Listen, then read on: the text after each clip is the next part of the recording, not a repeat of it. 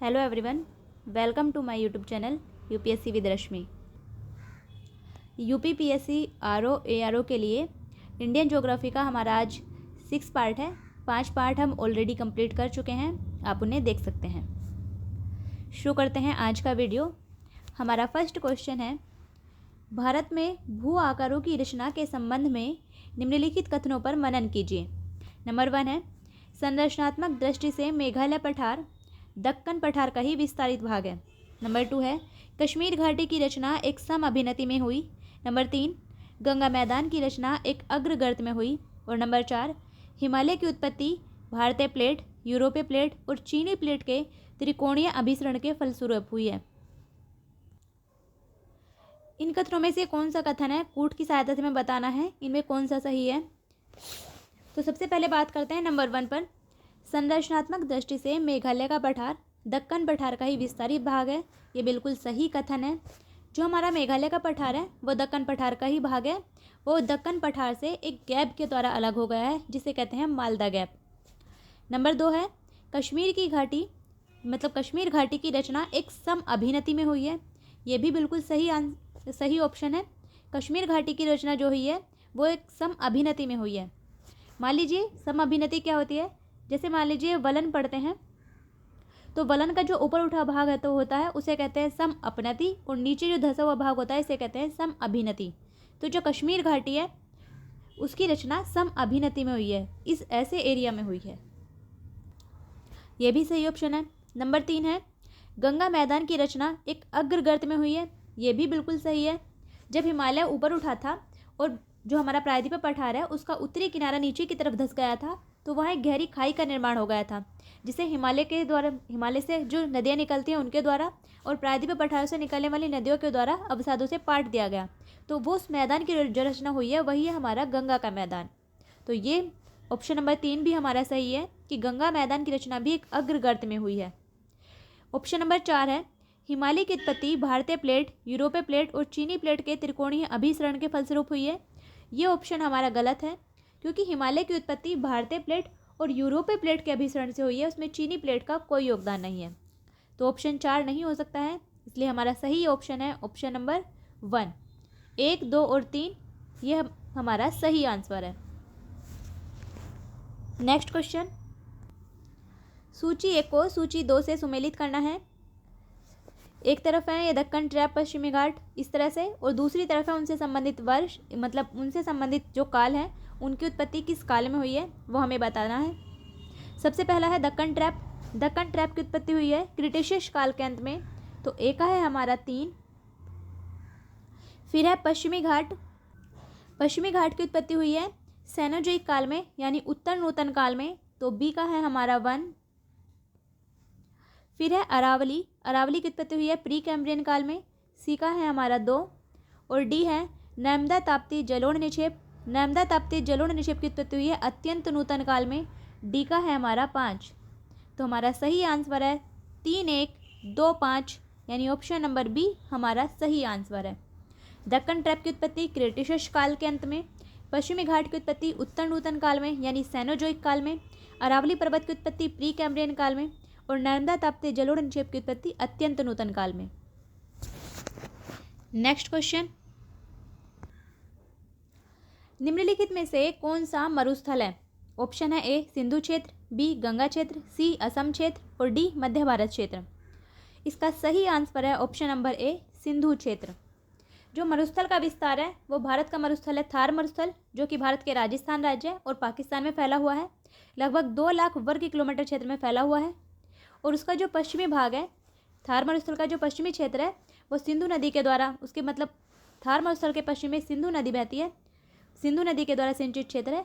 तो इसका सही आंसर है ऑप्शन नंबर ए सिंधु क्षेत्र। नेक्स्ट क्वेश्चन, यदि हिमालय पर्वत श्रेणियां नहीं होती तो भारत पर सर्वाधिक संभाव्य भौगोलिक प्रभाव क्या होता। हिमालय पर्वत श्रेणियों के महत्व को बताना है कि अगर वो नहीं होती तो भारत पर क्या भौगोलिक प्रभाव पड़ता। नंबर 1 है, देश के अधिकांश भाग में साइबेरिया से आने वाली शीतलहरों का अनुभव होता। बिल्कुल सही है। अगर हिमालय पर्वत नहीं होता तो शीतकाल में जो उत्तर भारत है वहाँ बर्फ पड़ती। वहाँ से साइबेरिया से आने वाली ठंडी जो शीत लहरें हैं उनका बहुत प्रभाव पड़ता।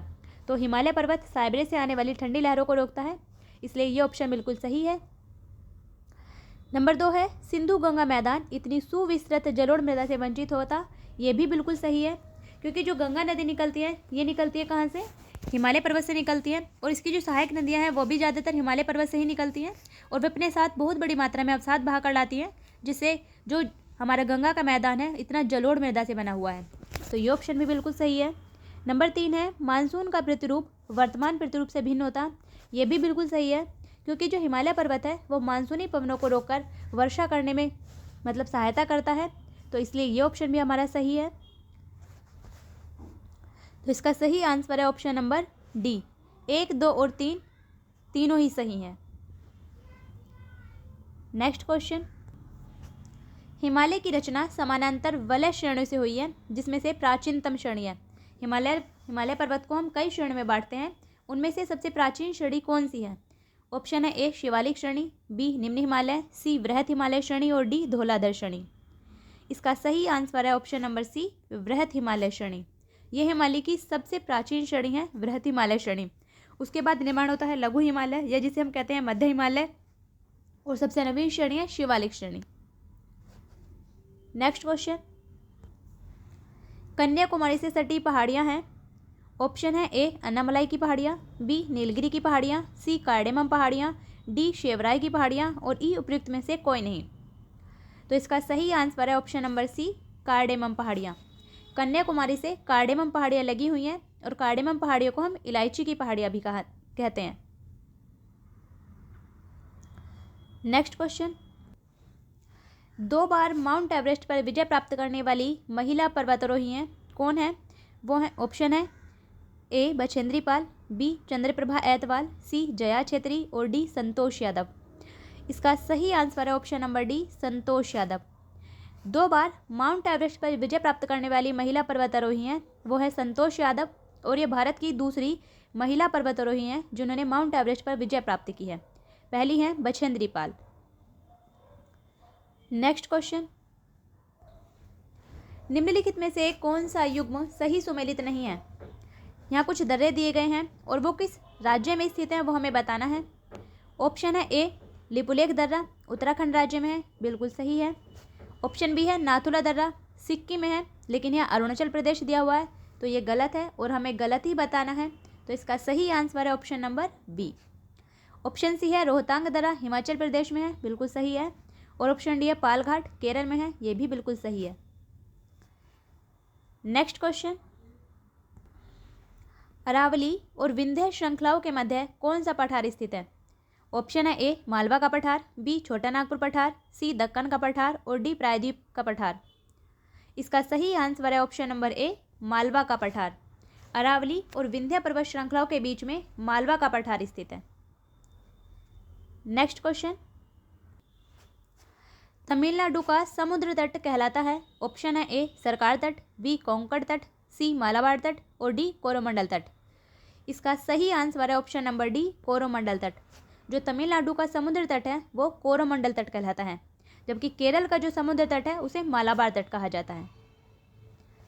नेक्स्ट क्वेश्चन, निम्नलिखित में से किस द्वीप युग्म को 10 डिग्री चैनल अलग करता है? यानी जो 10 डिग्री चैनल है वो किन द्वीपों को अलग करता है? ऑप्शन है ए लक्षद्वीप और मिनिकॉय, ऑप्शन बी दक्षिणी अंडमान और little Andaman, option C Andaman और निकोबार और ऑप्शन डी पंबन और मन्नार। इसका सही आंसर है ऑप्शन नंबर सी अंडमान और निकोबार। जो 10 डिग्री चैनल है वो अंडमान और निकोबार को अलग करता है। नेक्स्ट क्वेश्चन, द्वीपों का समूह लक्षद्वीप ऑप्शन है ए प्रवाल उत्पत्ति का है, ऑप्शन बी ज्वालामुखी उत्पत्ति का है, ऑप्शन सी मृदा निक्षेपण का है और ऑप्शन डी उपयुक्त में से कोई भी ठीक नहीं है। जो लक्षद्वीप है वो एक द्वीपों का समूह है। लक्षद्वीप में 36 द्वीप हैं, जिनमें से केवल 11 परमाणु आवास हैं। तो एक ऐसा द्वीप है, इसकी उत्पत्ति किस कारण से हुई है? इसका सही आंसर है ऑप्शन नंबर ए प्रवाल उत्पत्ति का। जो लक्षद्वीप है वो एक प्रवाल उत्पत्ति का द्वीप है। नेक्स्ट क्वेश्चन, भारत के निम्नलिखित राज्यों में से किसे भारत का कोहिनूर कहा जाता है? ऑप्शन है ए आंध्र प्रदेश, बी केरल, सी मध्य प्रदेश और डी राजस्थान। इसका सही आंसर है option number A, Andhra Pradesh. Andhra Pradesh राज्य को भारत का कोहिनूर कहा जाता है क्योंकि वहाँ हीरे मिलते हैं। आंध्र प्रदेश राज्य में एक जगह है कन्नूर, वहाँ हीरे पाए जाते हैं, जिस कारण से आंध्र प्रदेश राज्य को भारत का कोहिनूर कहा जाता है। नेक्स्ट क्वेश्चन, सूची 1 को सूची 2 से मिलाना है। एक तरफ है जनजातियाँ और दूसरी तरफ है उनके निवास स्थल कि वो किस राज्य में निवास करती हैं, हमें बताना है। सबसे पहला है भील जनजाति। भील जनजाति पाई जाती है राजस्थान में, तो ए का है हमारा 4। फिर है संथाल जनजाति। संथाल जनजाति पाई जाती है झारखंड में, बी का है हमारा 3। फिर है राजी जनजाति। राजी जनजाति पाई जाती है उत्तराखंड में, सी का है हमारा 2। और लेपचा जनजाति। लेपचा जनजाति पाई जाती है सिक्किम में, डी का है हमारा 1। हमारा सही आंसर है 4 3 2 1, यानी ऑप्शन नंबर बी हमारा सही आंसर है। नेक्स्ट क्वेश्चन, हिंदी के पश्चात कौन सी भारतीय भाषा विश्व में सर्वाधिक बोले जाने वाली भाषा है? ऑप्शन है ए तमिल, बी बंगाली, सी मलयालम और डी तेलुगु। यानी ऐसी कौन सी भाषा है भारत की जो विश्व में हिंदी के बाद सबसे ज़्यादा बोली जाती है? इसका सही आंसर है option number B, Bengali. Bharat की जो बंगाली भाषा है वो विश्व में हिंदी के बाद बोली जाने वाली दूसरी सबसे भाषा है, मतलब सर्वाधिक भाषा है। बंगाली भाषा विश्व में हिंदी के बाद बोली जाने वाली दूसरी भाषा है। नेक्स्ट क्वेश्चन, कथन और कारण दिया गया है, हमें बताना है कूट का उपयोग करके कि इनमें से कौन सा सही है। कथन है गंगा बहुत ही प्रदूषित नदी है, तो बिल्कुल ये सही है, गंगा बहुत ही प्रदूषित नदी हो चुकी है इस टाइम पर, तो कथन हमारा सही है। कारण है जो नदी जितनी पवित्र होती है वो उतनी ही अधिक प्रदूषित होती है, कारण गलत है। ये इसका कोई रीजन नहीं है कि जो नदी जितनी पवित्र होती है वो उतनी ही अधिक प्रदूषित होती है। गंगा एक पवित्र नदी है, लेकिन वर्तमान में उसका प्रदूषण का कारण है उसमें जो प्रदूषक पदार्थ मिलाए जा रहे हैं, जो उद्योगों से निकलने वाला जो कचरा होता है, जो गंदा पानी होता है, वो गंगा नदी में छोड़ा जा रहा है, तो उसके प्रदूषण का वो कारण है, ना कि जो नदी जितनी पवित्र होती है वो उतनी अधिक प्रदूषित होती है। ये इसका कोई रीजन नहीं है। तो कथन हमारा सही है और कारण गलत है, इसलिए इसका सही आंसर है ऑप्शन नंबर सी, ए सही है किंतु आर गलत है। नेक्स्ट क्वेश्चन, फिर से कथन और कारण का क्वेश्चन है। कूट का उपयोग करके बताना है कि कौन सा ऑप्शन सही है। कथन है नर्मदा नदी अपने मुहाने पर डेल्टा का निर्माण करती है, बिल्कुल गलत है। नर्मदा नदी अपने मुहाने पर डेल्टा का निर्माण नहीं करती है, बल्कि ज्वारनदमुख यानी एस्चुरी बनाती है। कारण है वह एक भ्रंश घाटी से होकर बहती है, ये बिल्कुल सही है, कारण बिल्कुल सही है। नर्मदा नदी एक भ्रंश घाटी से होकर बहती है, विंध्यन और सतपुड़ा के बीच से होकर बहती है, लेकिन नर्मदा नदी अपने मुहाने पर एस्चुरी यानी ज्वारनदमुख का निर्माण करती है, ना कि डेल्टा का निर्माण करती है। तो ए हमारा गलत है और आर सही है, इसलिए इसका सही आंसर है ऑप्शन नंबर डी, ए गलत है किंतु आर सही है। नेक्स्ट क्वेश्चन, लेह अवस्थित है। लेह लद्दाख की राजधानी लेह, वो कहाँ अवस्थित है? ऑप्शन है ए झेलम नदी के दाएं तट पर, बी झेलम नदी के बाएं तट पर, सी सिंधु नदी के दाएं तट पर और डी सिंधु नदी के बाएं तट पर। इसका सही आंसर है ऑप्शन नंबर सी, सिंधु नदी के दाएं तट पर। जो लेह है वो सिंधु नदी के दाएं तट पर स्थित है। नेक्स्ट क्वेश्चन, सूची 1 को सूची 2 से मिलाना है। एक तरफ है जलप्रपात और दूसरी तरफ है उनसे संबंधित नदी कि वे जलप्रपात किस नदी पर हैं, हमें बताना है। सबसे पहला है दूध सागर जलप्रपात, तो दूध सागर जलप्रपात मांडवी नदी पर है, ए का है हमारा 4। फिर है डुडुमा जलप्रपात, डुडुमा जलप्रपात मच्छकुंड नदी पर है, बी का है हमारा 2। सी है गोकाक जलप्रपात, गोकाक जलप्रपात घाटप्रभा नदी पर है, सी का है हमारा 1। और जोग जलप्रपात, जोग जलप्रपात शरावती नदी पर है, डी का है हमारा 3। तो हमारा सही आंसर है 4 2 1 3, यानी ऑप्शन नंबर ए हमारा सही आंसर है। नेक्स्ट क्वेश्चन, एक तरफ है झीलें और एक तरफ है अवस्थिति। सूची 1 को फिर से सूची 2 से मिलाना है। कौन सी झील किस राज्य में स्थित है वो हमें बताना है। सबसे पहला है अष्टमुडी झील, तो अष्टमुडी झील केरल में स्थित है, ए का है हमारा 2।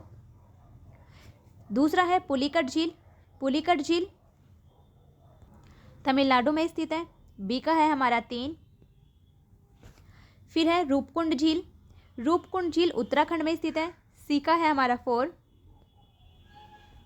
और फिर है सूरजकुंड, सूरजकुंड झील हरियाणा में स्थित है। डी का है हमारा 1। तो हमारा सही आंसर है 2, 3, 4, 1 यानी ऑप्शन नंबर बी हमारा सही आंसर है। अष्टमुडी झील केरल में, पुलिकट झील तमिलनाडु में, रूपकुंड झील उत्तराखंड में और सूरजकुंड झील हरियाणा में। तो ये था हमारा आज का वीडियो। रिवाइज करिए, अच्छे से पढ़िए। अगर आपने पिछले पार्ट नहीं देखे हैं तो देख लीजिए। फिर मिलते हैं नेक्स्ट वीडियो में, तब तक के लिए बेस्ट ऑफ लक।